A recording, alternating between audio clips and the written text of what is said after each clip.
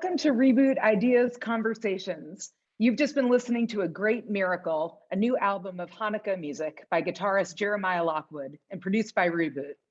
I'm Brina Milikowsky, and I am a member of the board of Reboot. For 20 years, Reboot has been gathering cultural creators for critical and uncensored conversations around Jewish identity and meaning to dig into ancient texts, rituals, stories, and history. Our goal is to imagine and create a relevant Jewish future with the justice, wonder, and inventiveness that every moment in time requires. With the Reboot Ideas series, Reboot's hosting creators and thought leaders in public forums to talk about their processes and motivations, and the hope that their ideas will spark all of us to have the conversations and create the future we want to have. This Hanukkah, I keep coming back to a book called A Chill in the Air by Ilyse Hogue. Hogue was an English-born writer living on an estate in Tuscany, and the book is her only recently published diary from 1939, chronicling life in Italy as Mussolini and many of her friends and neighbors turned toward joining forces with Hitler. Of course, during Hanukkah, at least here in the Northeast, there's a literal chill in the air, and part of the Festival of Lights for me has always been a reprieve from the cold, a cozy space to brighten our moods with stories of resistance and rebellion and miraculous ways out of dark times. But I feel a chill in the air in the country as well. Democracy is in retreat in the US and around the world. We started this year with white supremacist insurrectionists in the US Capitol trying to prevent a peaceful transfer of power. Anti-Semitic harassment, vandalism, and violence are all on the rise, as they have been since 2016. And today was a difficult day. And today, the state of Mississippi urged the Supreme Court to overturn Roe versus Wade and to rule that the Constitution does not protect the fundamental right for people to decide whether to continue their pregnancy. This decision in this case will certainly be a matter of gender equality, about who has the freedom to control their body and their destiny. It's a matter of racial justice as well. The lower court, which struck down the Mississippi law at issue, had described this abortion ban as, quote, closer to the old Mississippi that was intent on controlling women's bodies and that had a history of forced sterilization of Black women. And of course, these events are not isolated or spontaneous. They emerge from long histories and traditions of white supremacy, of anti-Semitism, of misogyny, and of how political movements have used these forces to advance their anti-democratic agendas. At Reboot, we wanted to use this Hanukkah moment to illuminate the cracks where these forces jeopardize our social fabric. And I am so excited to bring together Eric K. Ward and Ilyse Hogue, two amazing leaders and thinkers who can help us see the connection across these issues and help us point the way forward. I have long been a fan of Eric's work tracking white supremacist movements in the United States, which helped inform my own work in gun violence prevention when I was trying to understand the history of the NRA and the gun rights movement. Eric's a punk rocker and a nationally recognized expert on authoritarian movements and hate violence. And he was recently the first American to be awarded the Civil Courage Prize by the Train Foundation.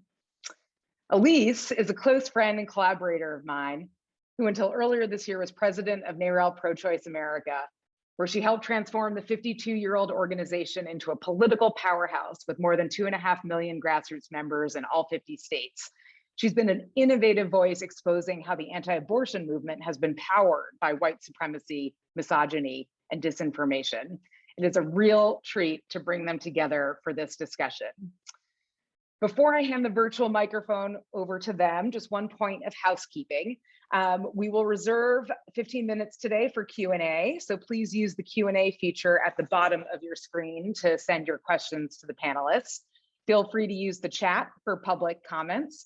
And thank you so much for being here. Ilyse and Eric, over to you guys.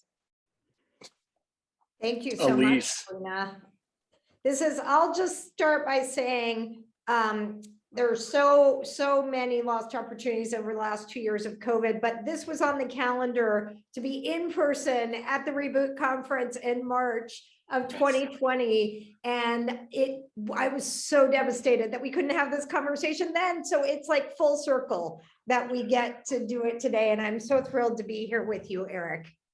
Such an honor, Ilyse. And I know we're going to cover lots of ground, but I was also devastated. I was, there's not a lot of time, and you know that more than anyone. But when I was invited to Reboot Festival, when we were going to have this conversation, I thought, oh, of course, I would welcome the chance. Then I started looking at the details of the festival, and immediately turned back to my organization and said, I have to take a vacation so I can be there the entire time. COVID, political violence, and so many shifting terrains, which we'll talk about today, prevented us from getting together in 2020.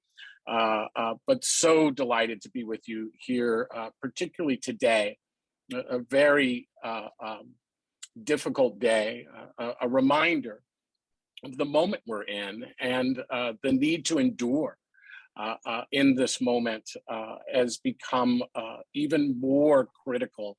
And so I'm actually glad, even though it's not in person, that you and I are here together today. We just heard closing arguments, arguments today in front of the Supreme Court in terms of a case in Mississippi that would ban almost all abortions. And Ilyse, tell us how we should at least understand this moment right now. I mean, it's a devastating day. There's no two ways about it. And I don't want to gloss over that. And even for those of us who were talking about it before, we were joined by all you wonderful people, many of whom I know and recognize as folks who have been in the trenches with us on reproductive freedom for a very long time. No matter how much we could have predicted this and how hard we tried to stop it, it doesn't blunt the impact emotionally or psychologically that this day has come to pass. And I guess I would offer a few things, some of which are quite personal and some of which are sort of more intellectual. One is there's a particular feeling for those of us who really tried to stop, especially the ascension of Justice Kavanaugh in the bench, but of course then Amy Coney Barrett and the madness that ensued after the Honorable RBG passed, where we kept getting called hysterical. We were hysterical that anything could happen to the enshrined rights of Roe v. Wade. And I think that there's no vindication in being proved correct. But what there is, and Eric, you and I have talked about this, is why did that work, right? Hysterical is actually a really powerful word that has been used to undermine the veracity of women's feelings for a very long time. And I think one of the things that Eric and I have been in a lot of conversation about is how misogyny as a thread runs through both the ascension of the right wing, the preponderance of authoritarian tendencies we're seeing not just in America, but around the world, and part of what fractures our own communities and how we actually come together and fight that. And then the other thing that I will offer, because I think it's particularly important for everyone to talk about, is this is not an accident. And it's not an isolated incident. I wrote in my book, The Lie That Binds, that when the Federalist Society actually chose antipathy towards abortion access, antipathy towards Roe as a litmus test for their aspiring judges, they did so because they knew it was a really good proxy for antipathy towards other forms of social progress as well. But back to the misogyny piece, and misogyny particularly acute when it comes to sex, talks about sex, that they were banking on the fact that they could use abortion as the tip of the spear to undo all sorts of social progress because we would be too afraid to actually speak up. We are the majority, but we would be too afraid to speak up. And while everyone on this call has been speaking up, Unfortunately, they were pretty right? We have these deeply held fears of how we talk about sex, how we talk about race, how we talk about misogyny, that have had a real chilling effect on our ability to come together and fight the ascension of the right-wing minority, and they are a minority. So I would put that out there. Eric, I know you've done a ton of thinking about this, and you are my inspiration on bringing into the light how we name what divides us and how we really build a movement that is inclusive in service of democracy. So share your thoughts with us. Yes, I mean, so well stated. And I think this core piece around misogyny, the control of sexuality, is one that I hope we get to unpack today. You know, I have spent the last 4 years traveling the country, speaking to anyone who will listen, wherever they sit on the political spectrum in the United States, that we are in a moment where democracy is under siege in our country. And we often see it as an attack on an individual issue. But the truth is the foundation of democracy is what is being disrupted.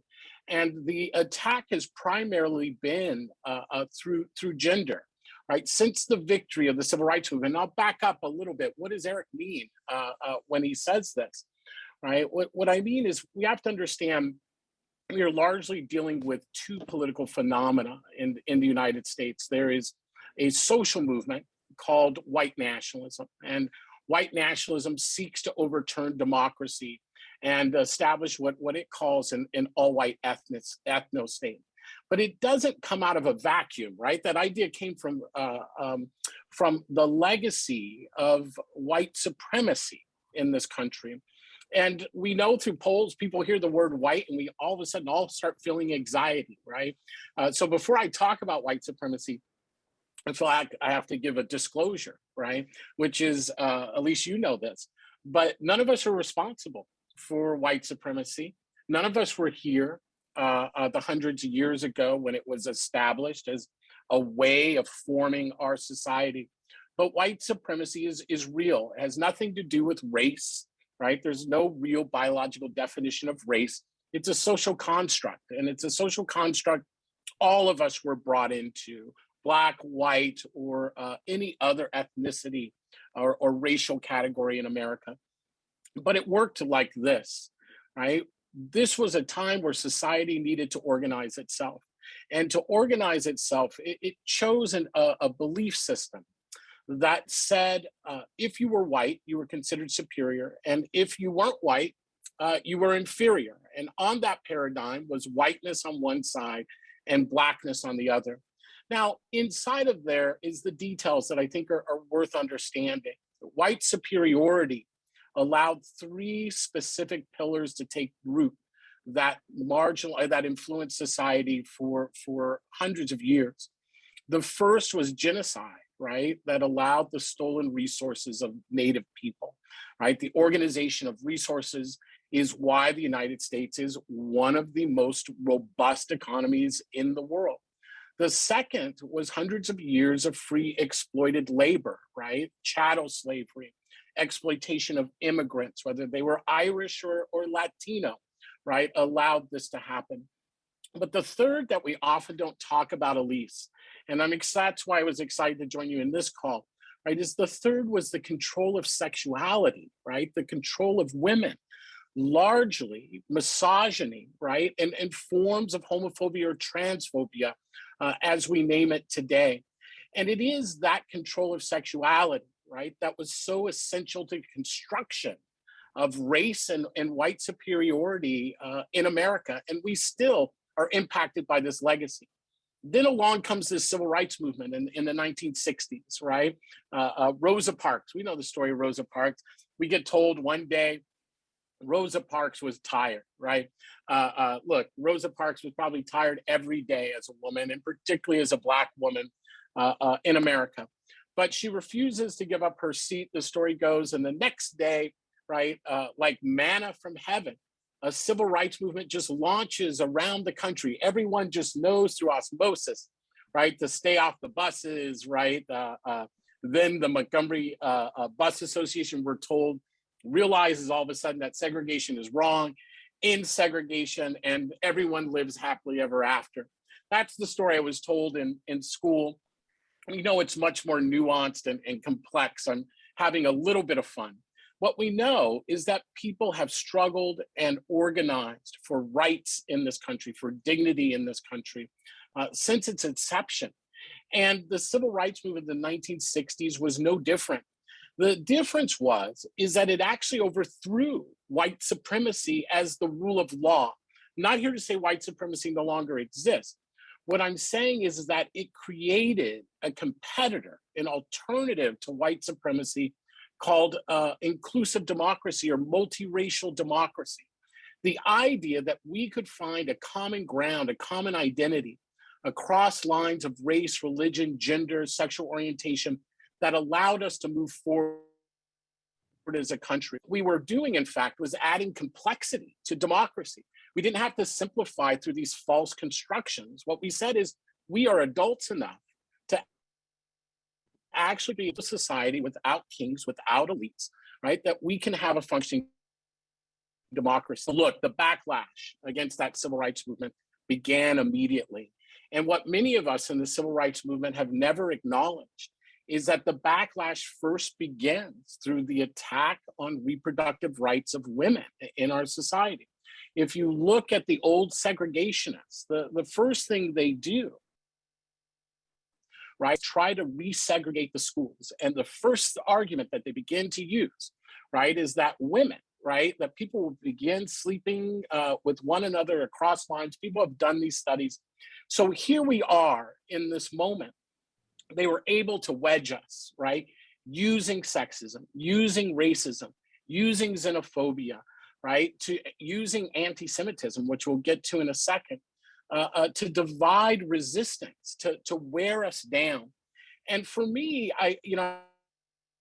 as we were thinking on, I was thinking of Loretta Ross. You and I talk about Loretta Ross and the influence that she has had on so many of us. And her analysis led me back to something I wrote back in 2002. And I should say that again. It was 2002, nearly 20 years ago.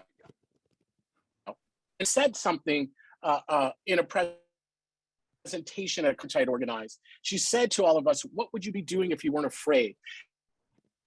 And an essay that said, you know, the real issue, right, happening 20 years ago and happening now is the truth of women's lives, right? The desire to be autonomous, self-actualized, to live free from violence and coercion.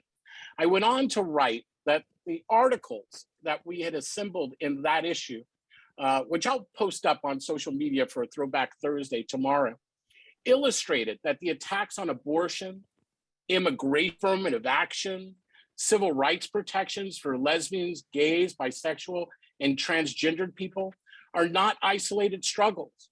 What we are experiencing is the powerful result of a culture war whose goal is to create a new form of white supremacy. We believe this new form is accurately described as white nationalism. I said in closing, I ask readers, what would you be doing right now if you were not afraid to speak up in your community about the assault on women's reproductive freedom? What would you be doing right now if you were not afraid to speak to your civil and elected officials about sexuality education? Like many others in this country, afraid to step forward, afraid to speak out about reproductive health and sexuality education.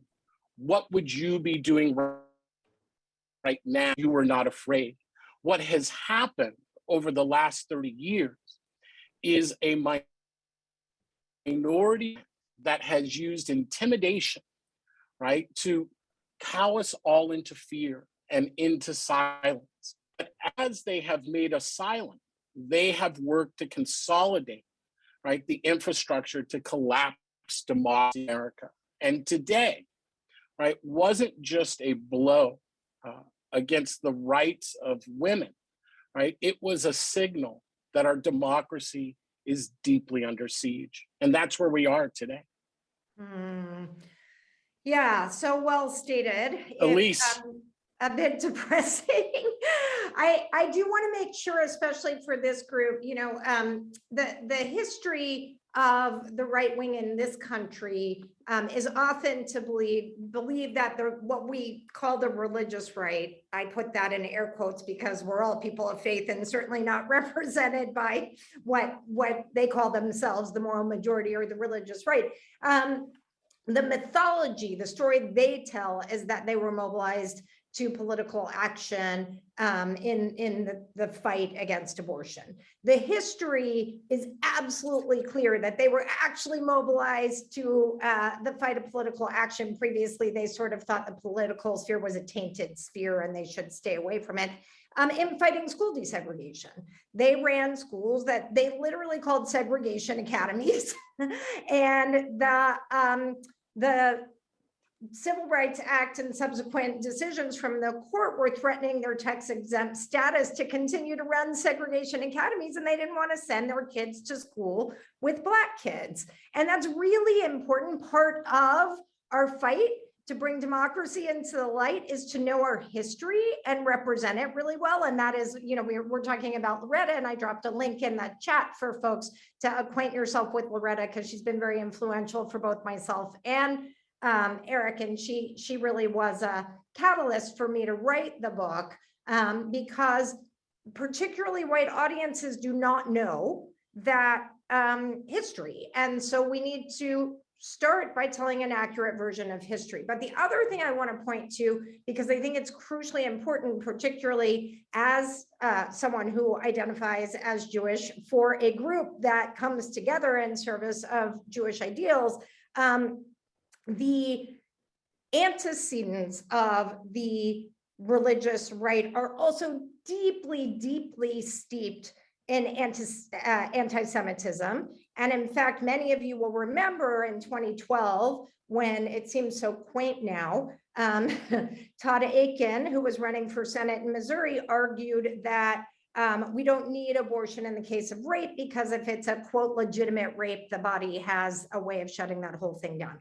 Clearly misogynistic, clearly anti-science, which we should talk a little bit more about, which was heavily on display in the court today, but also actually has been traced as a trope in the religious right to experiments from Auschwitz, right? So you cannot actually untangle white supremacy, anti-Blackness, and anti-Semitism from the rise of what they would call, I can't even say pro-life, but you know, an anti-choice movement. And then more similarly, and I think this is really important in terms of information flow, you know, what I always say is the anti-choice movement is both an ideology, much more about control, not really about abortion or sex, but it's also an infrastructure. It is that the right invested heavily in building out an infrastructure, again, using abortion as the tip of the spear. And that infrastructure serves as information highways, right? And a lot of that is through social media, a lot of that is online. And as white supremacists have become more brazen in the last many years, that information is traveling on the information superhighway that was built by the ostensibly anti-choice movement, right? And we saw that in terms of when Trump started to claim that, you know, Democrats were in support of infanticide, right? Disinformation. Almost immediately after that was spread by anti-choice movements, appeared the image of the Moloch, right? This is an ancient parable about blood libel and Jews coming from your children.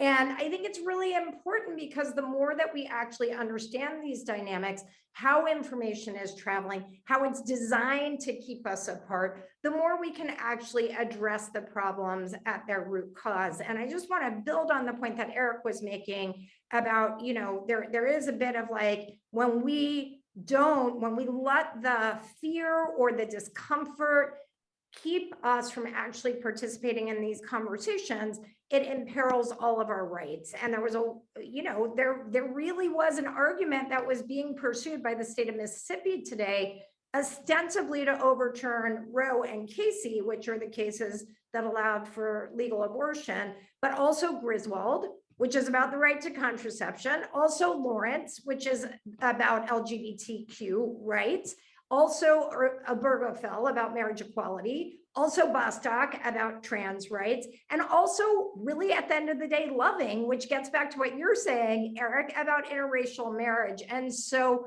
again, we are living at endgame for a 50-year movement that was steeped in a backlash to this inclusive, pluralistic democracy that was rising from all corners of the country.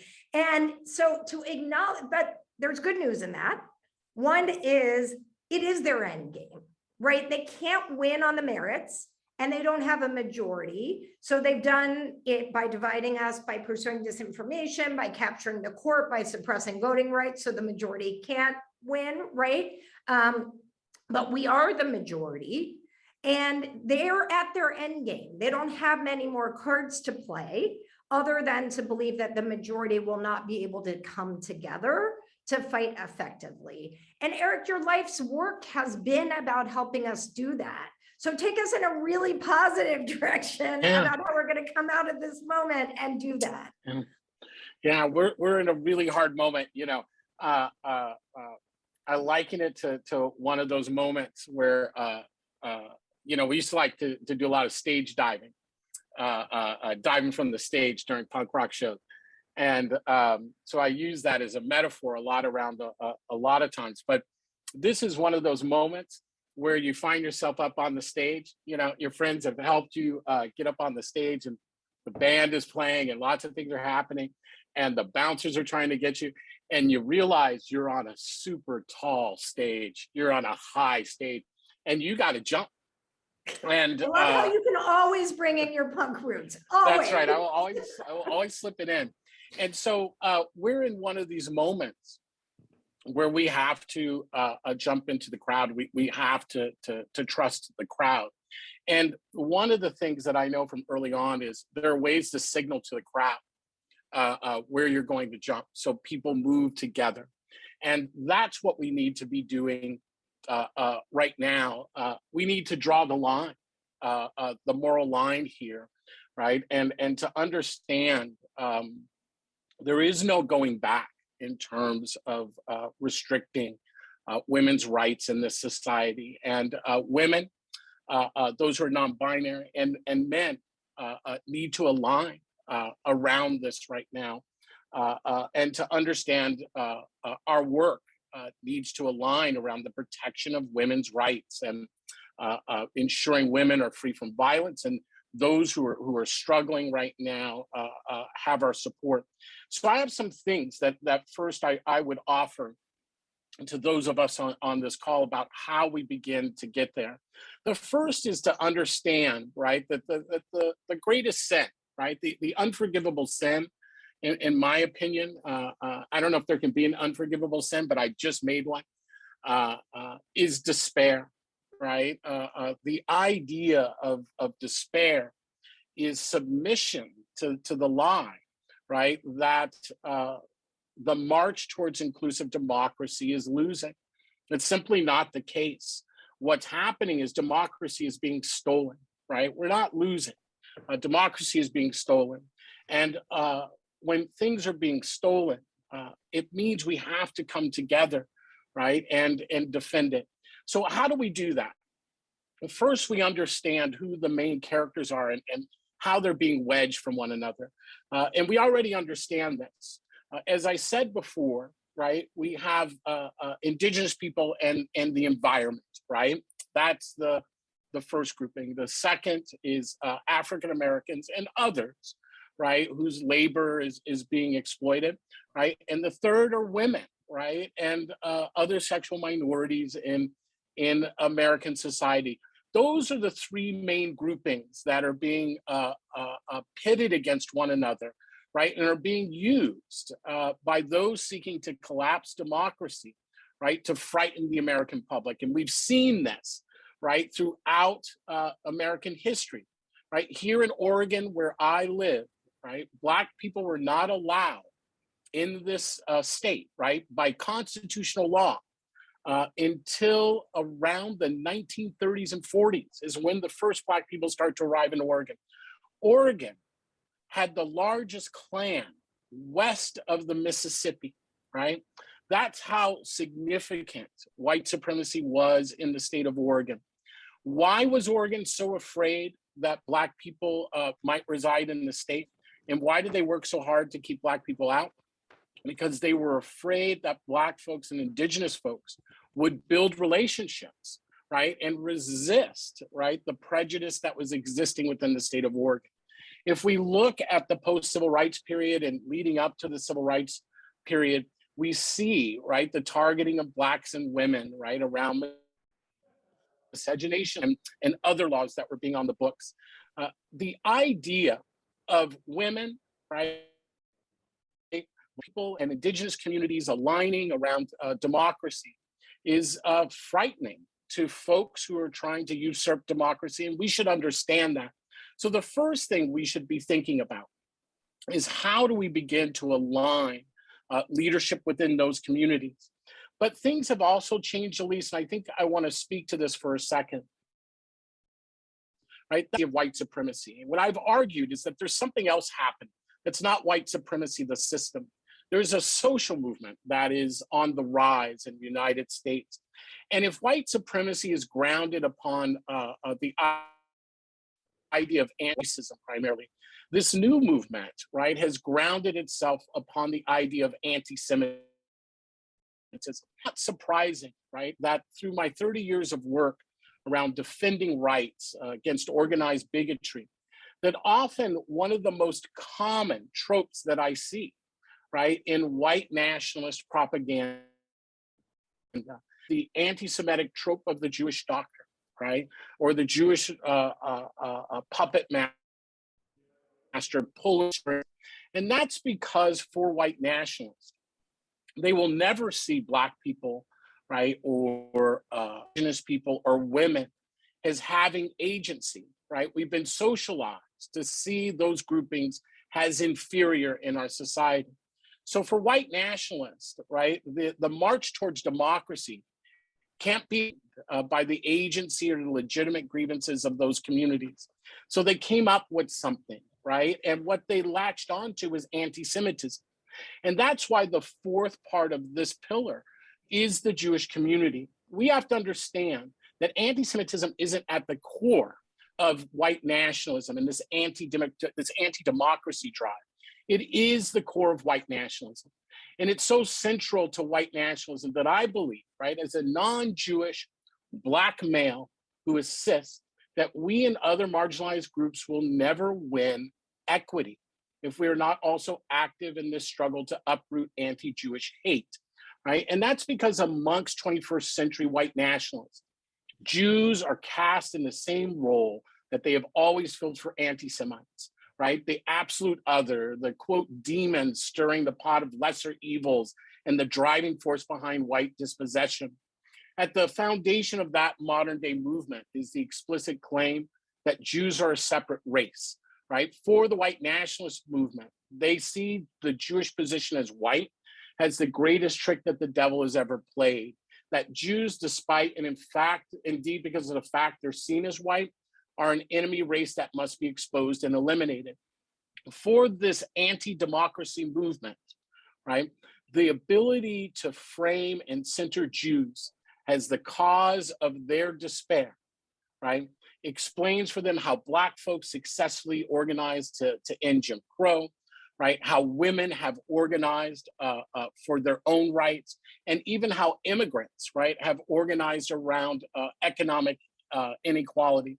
We have to understand that anti-Semitism is playing a narrative role in this moment, and it appears everywhere within those movements, from how they describe the COVID pandemic and why they don't need vaccines or masks, right, to why women should have control over their society, a Jewish plot right, over their own bodies. This anti-Semitism shows up everywhere. So I believe the first thing we have to understand is that we have to be committed to building an alliance, right, that includes the Jewish community, that includes African Americans, that includes indigenous communities, right, and particularly includes women.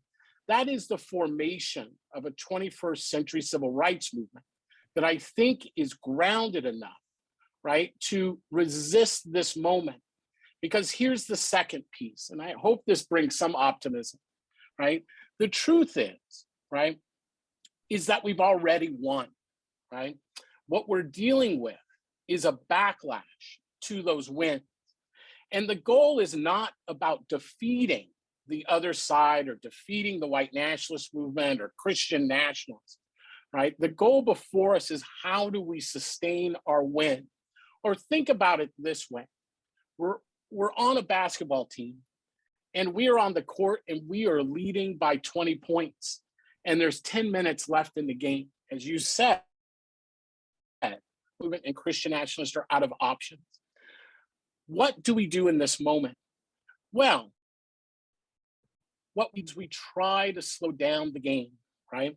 We don't buy into their narratives. We stop being reactive and we start being very concerted and disciplined within our own movements.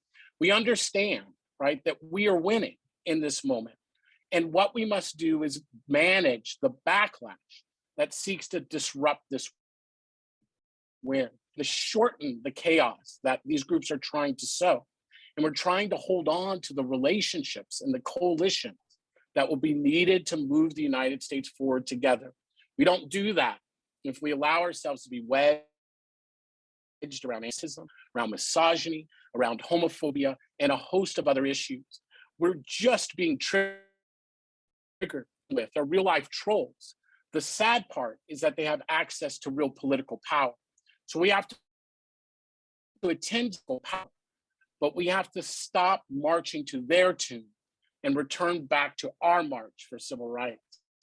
I think one of the things we can do right now.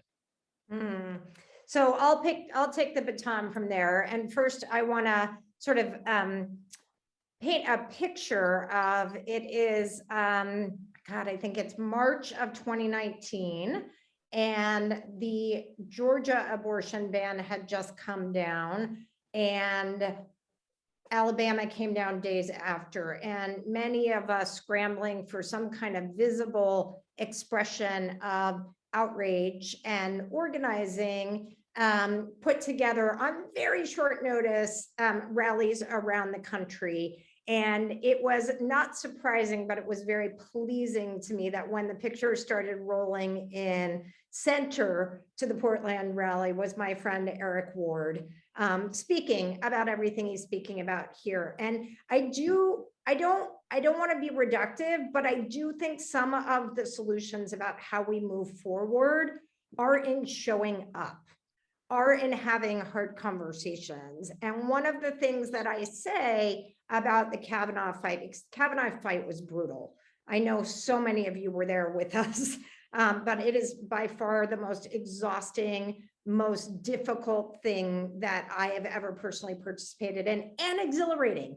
Extraordinarily women-led, extraordinarily diverse coalition, hard conversations at every step of the way, right? But such power in the resistance. And one of the things I often say, it would have been so much easier for the GOP to jettison Kavanaugh. He was so tainted, right? They could have put someone in who was just as bad, was going to decide just in the same way, but look like the heroes. And they chose not to do that, right? Like they were going to show us, and this is really important.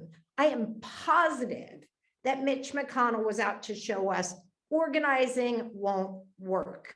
You came together, you bridged differences, you had the hard conversations, you showed up time and time again, and we still use brute force to get our way, right? But that was not the end of the story. Yes, he's on the bench. Yes, he's going to decide the wrong way in this case. But the backlash, first of all, the relationships forged are persevering, right?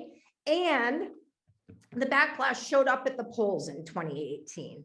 It powered the movement to the polls where people came out and flipped the House, and it powered the movement to the polls in 2020. And so we have to remember that this is a progression of actions, and every time they use their brute force to try and beat us down, every time we show up after that, we are eroding their ability to cheat, lie, and steal to win. So I feel like that's really important. The other thing I want to say is, we have work to do in our own ranks, right? I know Reboot is on the front lines of trying to talk about anti-Blackness within the Jewish community. They're uncomfortable conversations. There are so many Black Jews, right, who are involved in the conversations about how do we actually make sure we're having the right conversations and calling out anti-Blackness in our own ranks. I'm going to start to answer a question that I saw in the chat, but I know Eric will have some thoughts on this too, and to not allow anti-Semitism to be weaponized in service of dividing us, right? And we see that a lot right now. We actually see the right being able, because of there's a minority of Jews and a minority of right-wingers who have forged common bond around one issue, which is monetary aid to Israel. And they then have been able to weaponize anti-Semitism as a way to divide us. And we own the responsibility to not allow that to happen. And it starts with us calling it out, not denying that anti-Semitism exists. It exists everywhere, just like anti-Blackness exists everywhere, just like xenophobia exists everywhere. But to call it out when it's being used to keep us separate, rather than to forge common bond, right? And that comes from a place of real fear. I mean, I know that there is generational trauma on all sides here, right? There is authentic, historical experience of massive trauma. But for Jews, it means owning that, recognizing it, and using that to build bridges with other communities, not to own that as our own. And, what does that look like for us? I know that, this is part of where we bridge. It means that reproductive freedom is not just about protecting the right to abortion, which is incredibly important. And women of color and poor women have always been on the front ends of that, but showing up to call out racial disparities in healthcare and maternal mortality and healthcare delivery, right? We've got to take the divisions out of the way we think about issues and the way we build community. So I think that that's a really important principle that helps us move forward.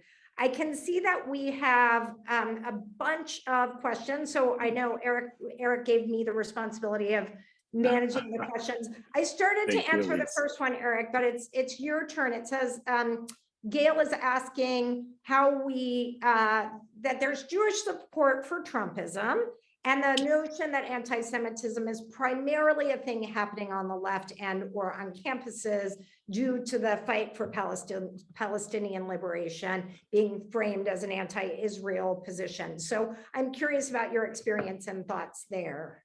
Yeah, so many thoughts. That could be a whole presentation unto itself, but I do think it's important. Look, with a premise here that's sometimes hard for us to hold in moments of tension, which is this, and you just said this, Ilyse, so I'm just going to repeat it, right? Anti-Semitism exists in society. We can talk about anti-Semitism in the left, we can talk about anti-Semitism in the right, we can talk about anti-Semitism in the Black community. Look, we can even talk about anti-Semitism in the Jewish community. Right? But we should understand one thing. Primarily, there is anti-Semitism, and it's not a behavior, right? It's an ideology. It's a worldview, right? That positions Jews as a nefarious other, right? And it is in the United States, right? Not all, but primarily a form of racism, meaning Jews are placed as a racialized other. Not fully white, right? Not people of color, something else. That's the basic nature of anti-Semitism without having to get into a lecture. So the first thing we have to acknowledge is that anti-Semitism exists. If we use, right, the parallel of anti-Black racism, we can all acknowledge that anti-Black racism exists in society, and at times, different groupings along the political spectrum tap into that anti-Blackness, both in very conscious ways and in unconscious ways.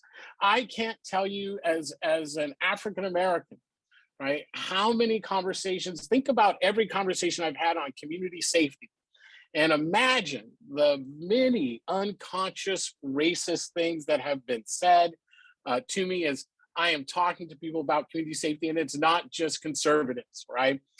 It's because we are socialized in this society and we have unconscious biases.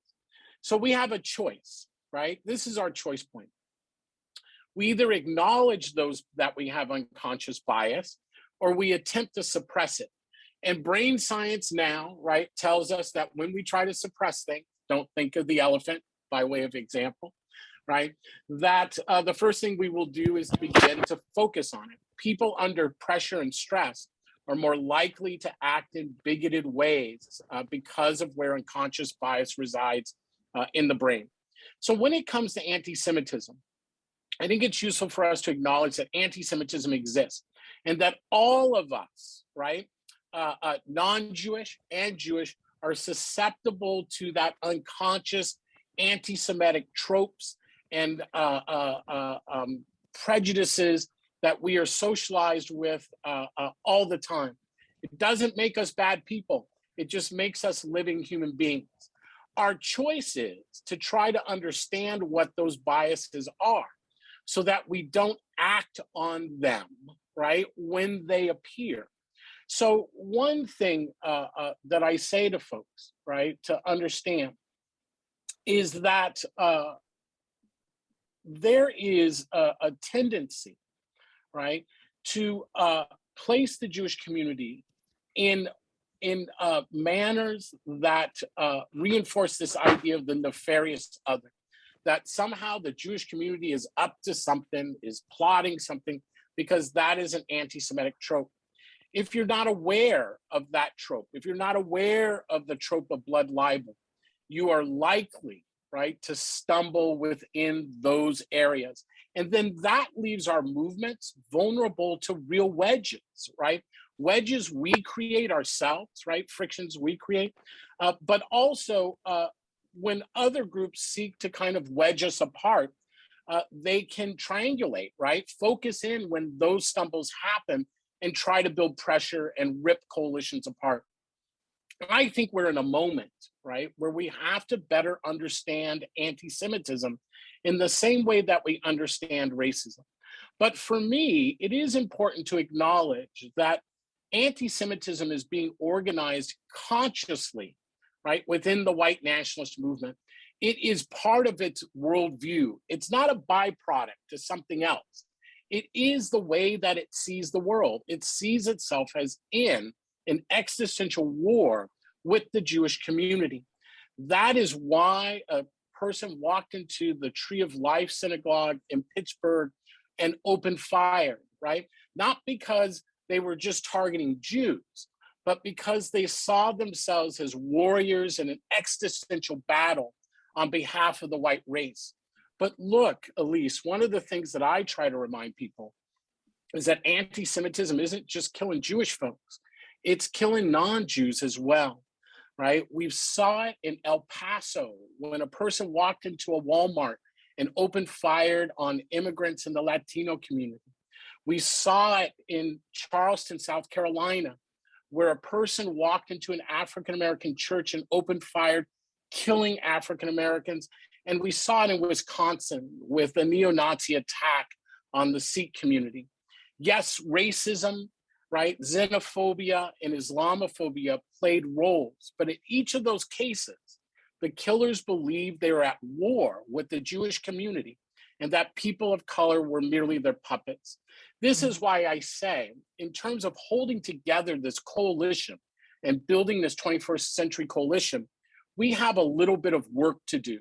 And some of the specific work we can do is deepening our knowledge around the complexities and nuances of anti-Semitism.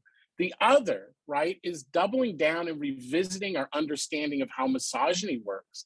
And I think your book, right, I think Loretta Ross, I could drop names all day. There are phenomenal voices out there that we need to begin paying attention to and showing up for. I showed up at that rally, not because I knew what I was going to say. I showed up because I knew it was important for me to stand with women in the fight for democracy. And that was proven today. And now we all need to show up for one another. It's not just a fight for women's rights, it's a fight for our democracy. And wherever we are attacked, we have to show up, even if we are not the direct victims. That's the one thing we can all commit to doing right now.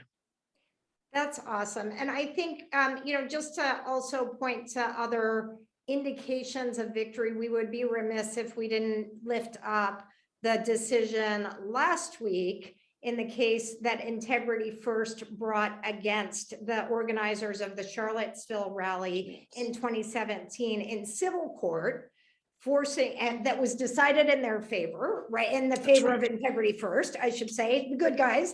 Amy Spitalnik, another wonderful Jewish activist, worked again, and I think this goes to the points that Eric and I are trying to make, with a very pluralistic coalition to bring that case to be very smart and strategic in how she created conditions and a conversation for accountability for the people who marched through the streets, absolutely waging terror, people of color, but also chanting Jews will not replace us, right? So the intersection of our destinies is crucial right now. And I want to get to this very last question super fast. I'm going to be really brief, and then I don't know whether Eric wants to weigh in on it or not. But there's a question from Joanna about expanding the court, which we would be remiss if we didn't take up because it's all the rage right now. And in light of today's decision, I'm very open about the fact that I support expanding the court. We cannot do that without filibuster reform. We have to remember the racist roots of the filibuster in the first place. And as we seek to expand the court, we have to remember that it is because the court theft was an absolute strategy for control and oppression. And therefore, we have to drive our campaign to expand the court in the principles of the inclusive, pluralistic democracy that Eric is speaking to. So I don't know if you have a comment on that, Eric. Yes, you are out. My comment is, Ilyse, you are absolutely right. It is time to end the filibuster. It is time to recognize it's not that democracy isn't working. It's that democracy is being stolen. And our elected officials have to give us the tools to defend our democracy around communities. At least I travel communities all around the country, right? We see folks ready, right? Teachers, health workers, right? Ranchers, everyone you can think of who are ready. But we need our elected officials to stop hamstringing us. And the filibuster must go if we are to save democracy. It is not part of constitutional process. The courts were stolen, and we need to adjust the courts immediately. Allow us to continue making democracy real, a world where everyone can live, love, worship, and work free from fear, regardless of race, gender, sexual orientation, or nationality. I want everyone to read your book too. I hope everyone does. And I want everyone to listen to your Courage Pride speech because it really inspired me. Nes Gadol Haya Asham, a great miracle happened there. Great miracles are happening everywhere when we work together to bridge divide and when we hold close the vision that resistance can create the inclusive democracy that we dream of. Eric, it has been such a joy to be in conversation with you. I know it's not the last time, but I love it every time. And I think we are supposed to hand it back to Francine. Ilyse and Eric, thank you so much. You know that I had my heart set on gathering you two for this conversation. So I'm so happy we could have it today. Eric, I think we'll take that with us, that the unforgivable sin is one of despair. And that definitely speaks to what this holiday counters. And thank you so much for shedding a light on what we need to be thinking about in order to move forward towards a pluralistic, inclusive democracy. And in fact, before the conversation in our quote unquote green room, Eric was asking, so the fourth night, what's the specific theme? And I'm like, well, there's book night, there's tzedakah night. We decided the fourth night, we declared here at this Reboot Ideas conversation is democracy night. So on this night, we hope you all continue to have conversations around democracy and do everything we can to repair it and keep it. And with that, thank you so much for coming. In the chat is the link to Jeremiah Lockwood's new album, which we hope you will listen to and enjoy, and get Ilyse's book, The Lie That Binds. Listen to Eric Ward's speech. You can also find him at Western State Center. Thank you so much. Have a lovely, lovely Hanukkah and fourth night.